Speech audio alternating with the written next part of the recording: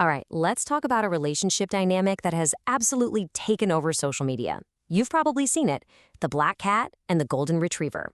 It's kind of like a new take on opposites attract, but it goes way deeper into what makes us feel fulfilled in a relationship. So let's just get right into it.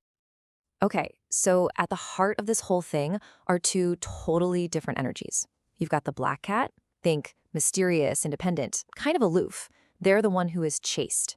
And then you have the golden retriever, you know the type, super eager, direct, wears their heart on their sleeve.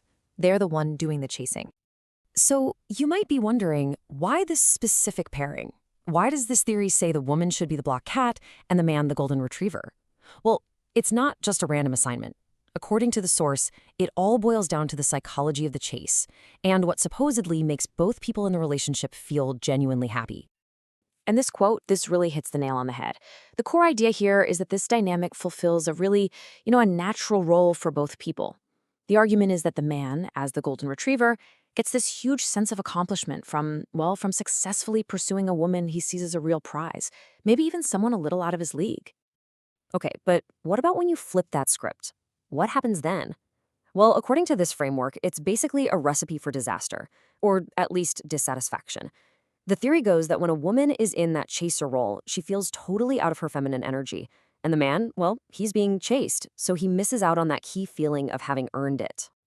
So if you're wanting to embody this black cat energy, where do you even start?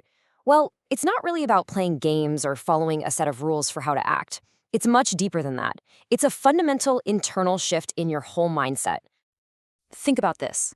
The golden retriever energy often leads to that question we've probably all asked ourselves at some point. Why doesn't he like me? It comes from a place of needing that external validation, right? But the black cat, she completely flips the script. Instead of wondering if she's good enough for him, the black cat asks, why do I like him? See the difference? It's all about deciding if he's good enough for you. It's a game changer. You go from wondering if you'll get the part to being the one holding the auditions.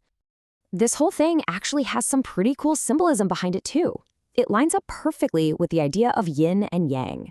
The black cat is the yin, think feminine, the moon, mystery. The golden retriever is the yang, masculine, the sun, all that bright, active energy. It's all about that balance. Okay, so we've talked about the mindset, but how does this actually look in the real world? Like, what do you do? Well, don't worry, the theory lays out some pretty clear principles. Let's get into the practical playbook. Principle number 1 is all about protecting your energy. This is huge. It means you're not reactive, you're active. His mood swings don't get to dictate your emotions. You're not anxiously trying to define the relationship or close that gap. You just let him come to you.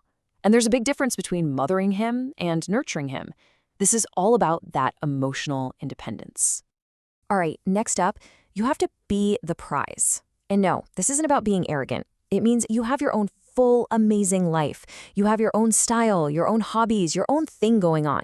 He is an addition to your life, not the center of it. He should feel a little like he's dating up, He's joining your world, not becoming your whole world. This next one is absolutely crucial. What happens when you're not happy with something he's doing? The black cat doesn't nag. She doesn't try to change him. She states how she feels, once, very clearly. And if it happens again, she withdraws. Her energy, her attention, she pulls it back. Your actions become the consequence, and that speaks way louder than words.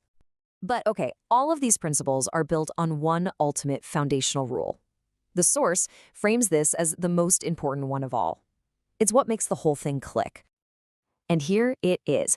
The black cat is not afraid to lose him, and let me be super clear, this is not about pretending or playing hard to get. It's a genuine, deep-down understanding that you will be perfectly okay. In fact, you will thrive without him.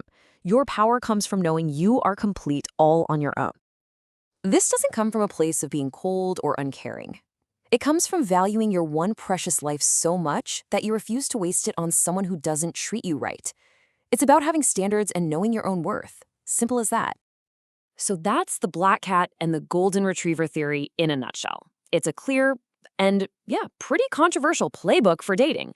But it really makes you think, doesn't it? It leaves us with this final question.